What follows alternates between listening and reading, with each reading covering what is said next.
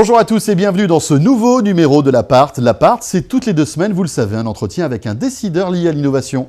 Et aujourd'hui, nous recevons un designer tombé dans la high-tech, Jean-Louis Fréchin. Directeur de l'agence No Design, Jean-Louis Fréchin est tombé très tôt dans la marmite de la technologie en 1995 à travers la conception de CD-ROM culturels. Aujourd'hui, il collabore avec plusieurs entreprises pour la fabrication de produits high-tech. Son ambition, hisser le design au rang de priorité industrielle. Jean-Louis Fréchin, bonjour et merci d'avoir accepté notre invitation dans l'Appart. Bonjour. Alors Jean-Louis Fréchin, quel est le rapport entre la technologie et le design ? C'est assez simple. Le design, il est né au début du XXe siècle de la révolution industrielle, enfin de la deuxième, c'est-à-dire la maîtrise de l'énergie, qui permettait de se déplacer, la mobilité, important, et puis de fabriquer les objets en série. Aujourd'hui, on vit une révolution tout aussi puissante et forte, la révolution numérique, comme on l'appelle. Donc le design doit évoluer, même se réinventer totalement. Et puis en plus, c'est un élément marketing aujourd'hui, le design. Alors, les designers n'aiment pas le mot marketing, c'est-à-dire que notre objectif, c'est de faire des bons produits. Et les bons produits se vendent relativement facilement. Mais le design, qu'est-ce que c'est ? Parce que c'est vrai qu'on associe toujours le design à la beauté d'un objet, mais c'est plus que ça, non ? Est-ce que ça fait partie aussi de l'ergonomie d'un objet quand on le prend en main, parce qu'il tombe bien en main, etc. C'est aussi ça le design ou pas ? Le design, c'est la quête éternelle de dégager le beau et le bien de la nécessité. C'est-à-dire que les choses sont plus que des usages et que des utilisations. Alors bien sûr, il faut que ça soit ergonomique, utilisable, etc. Mais dans les produits d'aujourd'hui, numériques, l'expérience est importante. Donc qu'est-ce qu'une belle expérience ? Qu'est-ce que l'esthétique de l'expérience ? Donc le design, il s'est un petit peu élargi, mais la question de la création et du beau et du bien, c'est-à-dire d'une forme d'esthétique et de morale, est vraiment importante. Alors vous avez travaillé sur beaucoup de produits design, vous avez aidé pas mal d'entreprises high-tech françaises à fabriquer des produits, vous travaillez avec Sculpteo qu'on a reçu ici à l'Appart, vous travaillez également avec Parrot. Quel est l'objet high-tech que vous avez conçu dont vous êtes le plus fier ? Dites-nous un petit peu les produits que vous avez créés, qu'on a peut-être dans notre quotidien. Il y a toute l'aventure de la fabrication d'objets uniques avec Sculpteo, c'est-à-dire finalement avec une application iPhone, le cloud et une usine à Tarbes. On réinvente l'industrie. Via l'impression 3D. Via la pression 3D, la fabrication à la demande. Et on fait des objets uniques, contrairement à l'industrie en série dont je parlais tout à l'heure. Là, on fait vraiment des objets uniques dans lesquels les gens peuvent modifier nos designs. Ça, c'est intéressant parce qu'on crée les conditions d'une conversation avec les gens. Ça m'intéresse parce qu'il y a un modèle de laboratoire d'une petite industrie qui pourrait être le modèle de la grosse industrie de demain. Donc, on l'a fait pour de vrai. On a eu un prix au CES. C'est une histoire incroyable. Donc, c'est des histoires sympas, mais j'aime aussi les projets qu'on peut faire pour des grands opérateurs, pour beaucoup plus de gens à des échelles de millions de personnes. C'est Apple qui a tout changé à ce niveau-là ? Alors, pour le grand public, et notamment les décideurs français qui étaient pathologiquement en retard, oui, Apple a été un maître d'école exceptionnel. Il nous a aidés comme jamais. Alors, puisqu'on parle d'Apple, vous avez rencontré Jonathan Ive, qui est le gourou du design de chez Apple ? Oui, j'ai eu la chance de rencontrer Johnny Ive, qui est une personne délicieuse, très modeste, et ses équipes. Dans ses équipes, il y a un designer qui était formé en France, qui a été mon élève, donc ça a un peu favorisé la rencontre. C'est vraiment des gens qui ont un niveau de responsabilité dans l'entreprise comme aucune entreprise au monde ne propose. On leur a donné beaucoup de pouvoir. Oui, on leur a donné beaucoup de pouvoir. Ils chargent sur eux beaucoup de responsabilités. Et ils ont même hacké des systèmes industriels, ces fameuses machines fraisées comme des techniques aéronautiques, c'est vraiment venu des designers. C'est-à-dire que c'est beaucoup plus que la boîte, c'est aussi le processus de fabrication. Ils vont très très loin. Et là, la bonne nouvelle, c'est qu'il a repris en main le logiciel. Donc je pense qu'on va avoir des changements certainement légers au début, mais profonds, pour avoir ce qu'était la force d'Apple, mais qui a été un peu challengée ces derniers temps, c'est-à-dire une grande harmonie entre logiciel et matériel. Alors Jean-Louis Fréchin, votre timeline, quelles sont les grandes dates de votre parcours professionnel ? J'ai rencontré un monsieur qui s'appelle Pierre Rehmann, qui a créé Montparnasse Multimédia, donc l'aventure du CD-ROM, dans les vieux papis du numérique dont je fais partie. C'est pas le Rayman qui joue dans les jeux vidéo? Non, il y a l'école du Minitel et il y a l'école des CD-ROM. Et les designers sont plutôt dans l'école des CD-ROM. Ah oui. Et donc j'ai parce qu'il participé. y a plus de possibilités graphiques qu'à l'époque, non? Le CD-ROM, c'était incroyable. Comme le disait Pierre, sa vision, c'était belle technologie, beau contenu. En France, on en a, le Louvre, et beau design, ce qui était nouveau. Donc, et puis personne ne savait faire. Donc, moi, j'ai pris un peu le lead, puisque ce qui était intéressant, c'est qu'on pouvait faire, on fabriquait les objets, contrairement à mon expérience précédente, où c'est d'autres dans des usines qui fabriquent les choses. Donc, on a inventé un métier, des organisations de travail, des méthodes un peu agiles. Et puis après votre agence de design, donc, qui s'appelle No Design. Pourquoi No Design? Alors, finalement, cette expérience de produit industriel, cette expérience numérique avec les CD-ROM, j'ai voulu la concentrer dans un seul objet, qui s'appelle No Design. Alors, No Design, c'est deux raisons. D'abord, ça permet qu'on me pose toujours la question, donc pour rentrer en matière, c'est pratique. En fait, j'aime bien le design qui ne se voit pas, le design un peu élégant et sobre. Mais No Design, ça veut dire surtout nouveaux objets ou nouvel objet. Ces objets connectés, le cadre Dia, les objets WeSings, Sculpteo, c'est vraiment les objets du XXIe siècle. Donc, c'est un petit peu ce qu'on voulait dire en 2000. Je sentais que... Moi, je parlais déjà de numérique, on parlait d'informatique. Et le numérique allait pour moi reconfigurer, transformer toute la société, numériser le monde.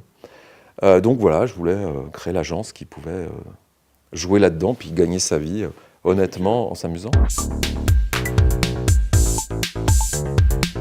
Alors, quels sont vos fails? Question traditionnelle, c'est-à-dire avez-vous trébuché à un moment ou à un autre? Un designer trébuche, sans doute.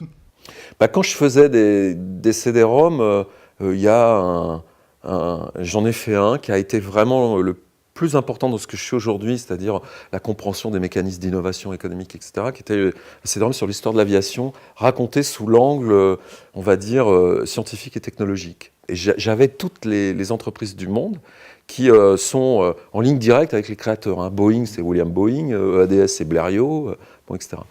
Et ce CD a eu pas mal de prix, mais il ne s'est pas vendu. Donc ça a été une déception. Et j'y ai passé vraiment...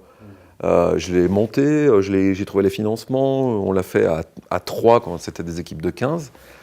Mais j'ai beaucoup appris, ça m'a permis après de travailler pour Renault et de comprendre très vite le génie de Renault et de les aider à avancer. Donc c'est un échec, mais c'est pas tout à fait un échec. Mais en tout cas, sur le moment, ça a été un peu dur quand même.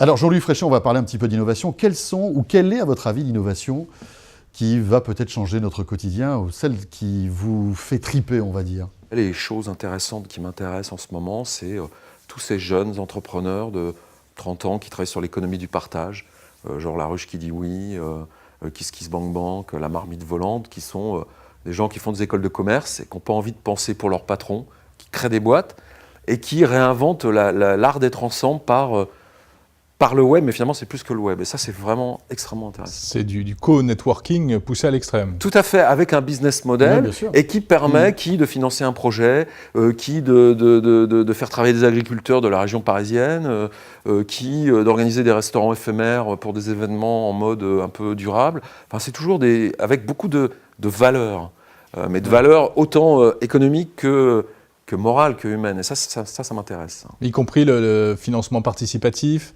avec les sites comme Indiegogo, etc. Tout à fait, Kickstarter pour prendre le plus célèbre, qui est aujourd'hui un vrai moteur de financement. C'est juste une mode ou ça va durer, ça? Écoutez, je ne sais pas si c'est une mode, en tout cas ça challenge pas mal dans le monde du design et des artisans numériques. Le modèle, je vais aller voir un VC ou un business angel, etc. Quand le projet est bon, qu'il est prototypé, on peut lever de l'argent.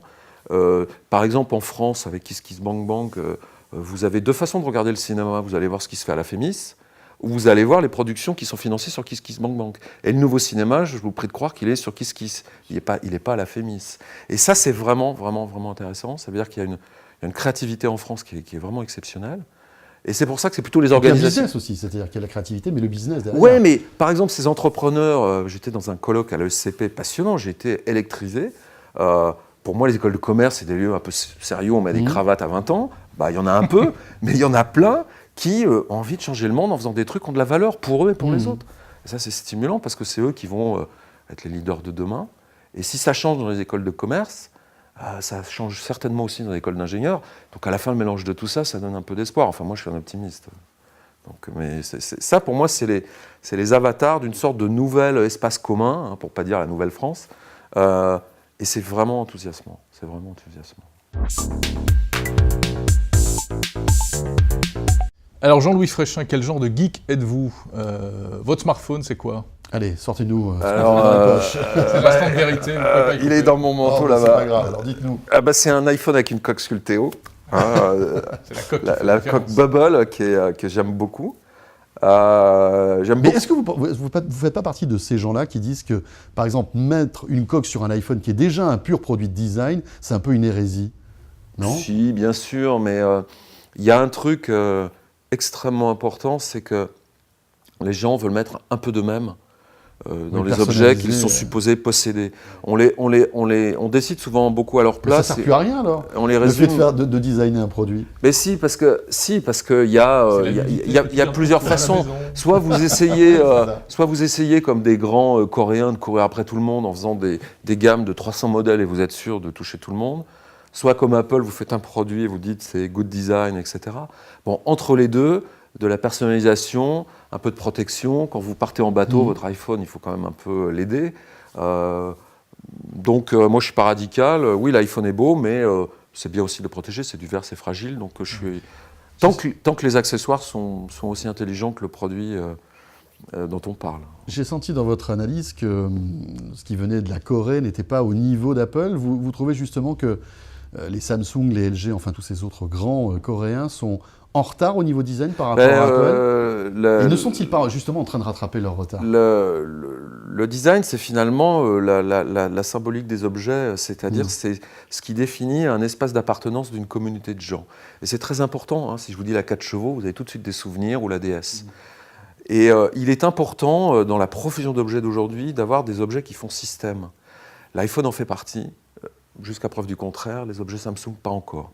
Samsung a été très bon, hein. Ils ont à leur tête un type qui vient de la direction créative, mais quand ils se sont attaqués à la téléphonie, qui n'est qu'une division parmi les autres, ils se sont mis dans un mode un peu MeToo, c'est-à-dire de leur début. Alors que dans la télévision, ils sont leaders, ils ont dépassé Sony. Aujourd'hui, c'est la référence. Et j'aime beaucoup cet exemple des télé Samsung. Sur le téléphone, ils courent après quelqu'un. Ça, c'est moins intéressant, c'est tout. Côté réseaux sociaux, vous êtes Facebook, Twitter? Alors, je suis résolument Twitter. Je ne sais plus où j'ai lu ça, mais sur Facebook, on est avec des gens qu'on connaît à qui on n'a rien à dire. Sur Twitter, on est avec des gens qu'on ne connaît pas à qui on a plein partagé. C'est tellement Et Twitter, c'est un outil alors qu'on a connecté à des objets, qui a des API, donc qui est une plateforme. Et il y a beaucoup de rencontres, de conversations qui sont possibles, même des discussions avec des ministres parfois, avec Fleur Pellerin ou avec Arnaud Montebourg ou avec des grands patrons, des gens qui... donc c'est un espace de conversation, c'est un bistrot que j'aime beaucoup, que je fréquente beaucoup. Merci Jean-Louis Fréchin. Mais merci à vous. Merci d'avoir accepté notre invitation dans l'appart. Cet appart est terminé.